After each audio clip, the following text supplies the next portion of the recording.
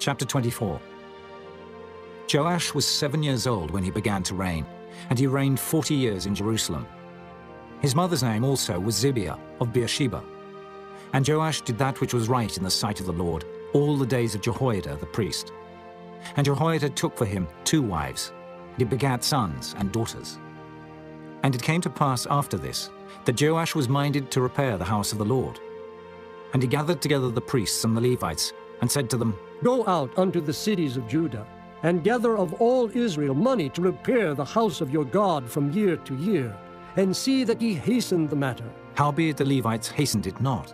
And the king called for Jehoiada the chief, and said unto him, Why hast thou not required of the Levites to bring in out of Judah and out of Jerusalem the collection, according to the commandment of Moses the servant of the Lord, and of the congregation of Israel, for the tabernacle of witness? For the sons of Athaliah, that wicked woman, had broken up the house of God. And also all the dedicated things of the house of the Lord did they bestow upon Baalim. And at the king's commandment they made a chest, and set it without at the gate of the house of the Lord. And they made a proclamation through Judah and Jerusalem, to bring into the Lord the collection that Moses, the servant of God, laid upon Israel in the wilderness. And all the princes and all the people rejoiced, and brought in and cast into the chest, until they had made an end. Now it came to pass, that at what time the chest was brought unto the king's office by the hand of the Levites, and when they saw that there was much money, the king's scribe and the high priest's officer came and emptied the chest, and took it, and carried it to his place again. Thus they did day by day, and gathered money in abundance. And the king and Jehoiada gave it to such as did the work of the service of the house of the Lord, and hired masons and carpenters to repair the house of the Lord, and also such as wrought iron and brass to mend the house of the Lord. So the workmen wrought, and the work was perfected by them, and they set the house of God in his state, and strengthened it.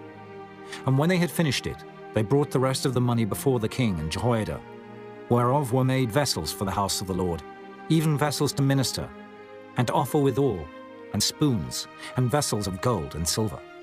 And they offered burnt offerings in the house of the Lord continually, all the days of Jehoiada. But Jehoiada waxed old, and was full of days when he died. 130 years old was he when he died.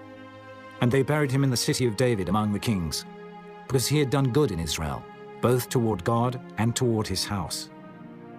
Now after the death of Jehoiada came the princes of Judah, and made obeisance to the king. Then the king hearkened unto them. And they left the house of the Lord God of their fathers, and served groves and idols. And wrath came upon Judah and Jerusalem for this their trespass. Yet he sent prophets to them, to bring them again unto the Lord, and they testified against them, but they would not give ear.